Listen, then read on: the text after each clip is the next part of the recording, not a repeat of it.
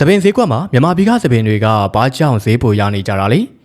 ဲမြန်မာနိုင်ငံမှာရှိကြတဲ့လူတော်တော်များများရဲ့လူချမ်းသာတွေကငွေလိုလာရင်ရွှေထုတ်ရောင်းကြတယ်နယ်ဘက်ကဆင်းရဲတဲ့အခြေခံလူရန်သားတွေနဲ့စားဝတ်နေရေးအကြက်တဲပေါင်းများစွာရိုက်ခတ်နေကြတဲ့သူတွေကတော့ရွှေမရှိကြပေမဲ့ငွေလိုလာရင်တော့သူတို့ရဲ့စပင်တွေကိုဖျက်ရောင်းကြတာဖြစ်ပါတယ်အခုနောက်ပိုင်းမှာမိတ်ဆွေတို့အနေနဲ့စပင်ညက်ဆိုင်တွေကိုတွားရောက်စပင်ညက်ကောင်းလျှော်ကြတဲ့အခါစလုံးတော်တော်များများမှာတော့စပင်အစစ်နဲ့ပြုလုပ်ထားတဲ့စပင်တူးတွေကိုမြင်တွေ့ရမှာဖြစ်ပါတယ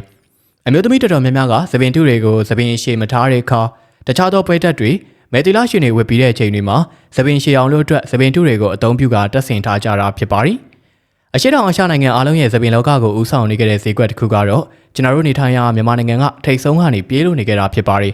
အဲဒီတော့စပင်တူးလုပ်ငန်းတွေကနေငွေကြေးဘယ်လောက်ထိရရှိနေကြပြီလဲစပင်တွေကိုဘယ်လိုမျိုးတွေရောင်းဝယ်နေကြတာလဲစပင်တွေရဲ့ဈေးနှုန်းကရောဘယ်လောက်ကနေစပြီးရှိလို့နေမလဲဆိုတာသိရအောင်ကျွန်တော်တို့နဲ့အတူတူဗီဒီယိုလေးကိုအဆုံးထိကြည့်လိုက်ကြရအောင်ပါမြန်မာနိုင်ငံမှာနေထိုင်လို့နေခဲ့ကြတဲ့အမျိုးသမီးတွေအများပြားကတော့စပင်တွေကိုမျက်နှာတန်ဖိုးထားကြတာဖြစ်ပြီးစပင်ရှည်လဲထားတတ်ကြတာဖြစ်ပါတယ်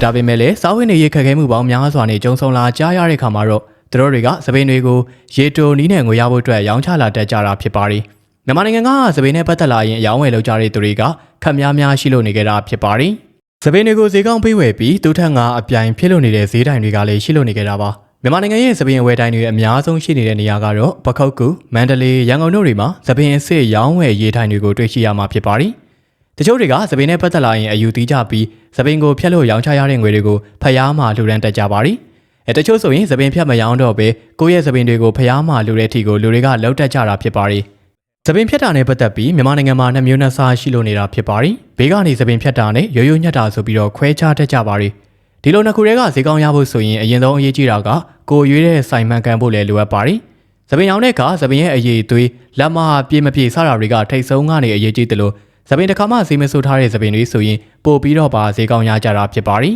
။စပင်ပေါက်ဈေးတွေကတော့တနေရာနဲ့တနေရာဈေးနှုန်းမတူညီကြပါဘူး။စပင်တွေက18လက်မအထက်ဆိုရင်အနည်းဆုံးရရှိနိုင်တာက3000ကနေစတင်ရရှိမှာပဲဖြစ်ပါတယ်။အဲဒီထဲမှာမှဈေးတန်းအမျိုးမျိုးကွဲသွားကြတာဖြစ်ပြီးတော့စပင်ပိုရှည်လေးလေးဈေးပိုကောင်းလေးလေးပဲဖြစ်ပါတယ်။တိန်းဆက်ကြီးပေးဝယ်တဲ့စပင်တိုင်တွေကလည်းရှိလို့နေကြတာဖြစ်ပြီးအရေးကြီးဆုံးကတော့စံကေတာကောင်းမွန်မှုရဲ့စပင်ရှည်ထားဖို့ရဲ့ပဲဖြစ်ပါတယ်။ကိုဗစ်ကာလမတိုင်ခင်တုန်းကမြန်မာနိုင်ငံဟာစပင်ဈေးကွက်မှာတော့နံပါတ်1နေရာရတဲ့အထိကိုဈေးကွက်အတော်လေးတွင်ကျခဲ့တာဖြစ်ပါတယ်။ဘာလို့လဲဆိုတော့မြန်မာနိုင်ငံရဲ့စံကေတာတွေကတခြားနိုင်ငံကစပင်တွေနဲ့လုံးဝမတူပဲလုံးဝကိုပြည့်စုံနေကြတာအကြောင်းဖြစ်ပါတယ်။စံသားကလည်းထူးသလိုမဲနဲ့နေတဲ့စပင်အယောင်တွေကြောင့်အာရှနိုင်ငံတည်တည်ကလူတွေကပါမြန်မာနိုင်ငံကစပင်တွေကိုလာရောက်ဝယ်ယူရလောက်တဲ့အထိကိုတွင်ကျသွားခဲ့တာဖြစ်ပါတယ်။ဒါတော့နဲ့ဒီမကတည်ပဲမြန်မာနိုင်ငံကစပင်ရလို့သူတွေကသူတို့စီကိုလာမယောင်းကြမှာဆိုရင်တဲ့အတွက်ကြောင့်နေတိုင်းရက်ွက်ထဲကိုပတ်ပြီးစပင်ရောင်းနေဝယ်ရဲဆိုတဲ့အကြောင်းကိုပတ်ကျင်ညာကဝယ်ယူနေကြတာဖြစ်ပါတယ်။မြန်မာနိုင်ငံကစားဝတ်နေရေးမပြေလည်တဲ့သူတွေကသူတို့ရဲ့သမီးမိန်းကလေးတွေကိုငယ်စဉ်ကတည်းကစပင်ရှည်တွေထားစီကြတာဖြစ်ပါတယ်။သူတို့ကဒီဈေးကနေဝယ်ယူရရှိလာတဲ့စပင်တွေကိုစပင်ထုတ်ဆက်ရုံတွေကဈေးကြီးပေးကဝယ်ယူထားကြလို့ပဲဖြစ်ပါတယ်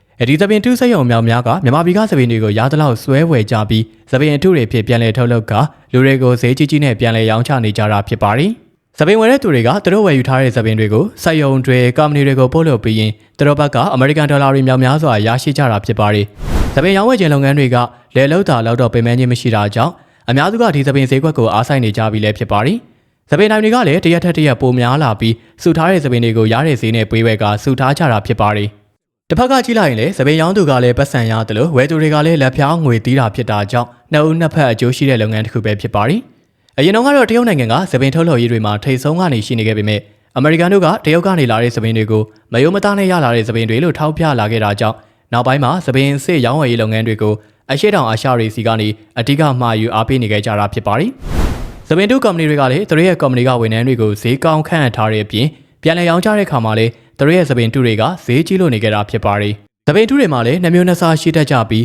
လူစပင်အစစ်နဲ့လှုပ်ထားတဲ့စပင်တွေနဲ့တရိတ်ဆန်တွေရဲ့အမွှေးတွေနဲ့လူစပင်ပေါင်းဆက်ထားတဲ့စပင်ဆိုပြီးတော့ရှိကြတာဖြစ်ပါတယ်။ဒီလိုတွေကြောင့်စပင်ဈေးကွက်က2မျိုးနှစ်စားကွဲထွက်သွားပြီးတော့လူစပင်အစစ်နဲ့လှုပ်ထားတဲ့စပင်တူတွေကတော့ဈေးကွက်ထဲမှာဈေးကြီးဆုံးပဲဖြစ်ကြပါတယ်။ဟုတ်ကဲ့ပါဗီဒီယိုလေးကိုအဆုံးထိအားပေးကြည့်ရှုခဲ့ကြတဲ့အတွက်အားလုံးကိုကျေးဇူးထူးပဲတင်ရှိပါရခင်ဗျာ။ကျွန်တော်တို့ရဲ့ channel လေးကိုလည်း like and subscribe လေးလုပ်ပေးသွားကြပါဦးနော်။